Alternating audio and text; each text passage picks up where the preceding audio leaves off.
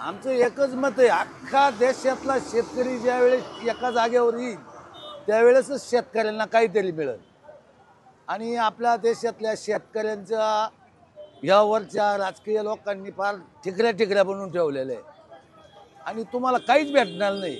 या देशाची तुम्हाला जर सुधारणा जर शेतकऱ्याबाबतीत करायची असेल, याच्यात फक्त मोदी साहेबांनी दखल घेतली तरच शेतकऱ्याला काहीतरी मिळेल.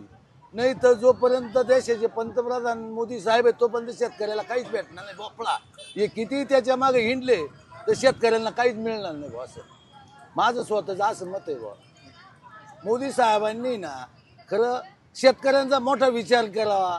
सोयाबीनचे बाजार तुमचे 4200, दूध पाण्याची बिसलरी 24 रुपये घेतो आपण, दूध त्या भावात मग ते दूध आपण काढायचे किती.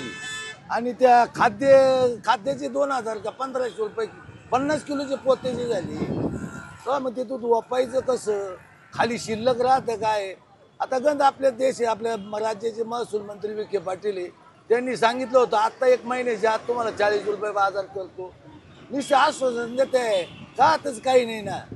तर या देशाला शेतकऱ्यांच्या विषयी जर पवार साहेबांना काही केलं तरच शेतकऱ्याचं भलं होणार आहे, नाही तर काही खरं नाही. शेतकरी असाच आपला गेला. आज शेतकऱ्यांची मुलं बाहेर आहे शिक्षणाला, काहीला काहीच नाही, काही नाही. अवघड परिस्थिती शेतकऱ्यांची. आजही बी आज लोकांना पाऊस नाही का, नगर आणि नाशिक जिल्ह्यात थेंब सुद्धा नाही अजून. अख्खे पिकं वर पळून गेले, काही नाही. तुम्ही किती उपोषण बसले ना, मेले तर त्यांना काही गरज नाही.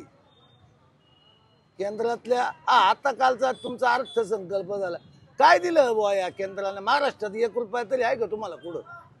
दुसऱ्या राज्यात काही करोडो रुपये अब्जवती रुपये दिले, तुम्हाला महाराष्ट्राला काय दिलं. किती बसा तुम्ही. हे काही नाही. मोदी साहेबगण चांगले पण त्यांची खालची मेजॉरिटी कशी आहे चांगली पहा ना तुम्ही. अख्खा महाराष्ट्र येड्यात काढला नाही बीजेपीच्या लोकांनी. लोकांनी भांडणं लावून दिले सारे सारा जातीवाद निर्माण झालेला आहे. काही नाही. आता त्यांनी आता विधानसभेला शेतकऱ्यांनी विचार करा आणि तुम्हाला कसं काय करायची शेतकरीच ठरवतील आता, नाही तर महाराष्ट्रात तर शेतकऱ्यात काहीच खरं नाही राहिलं.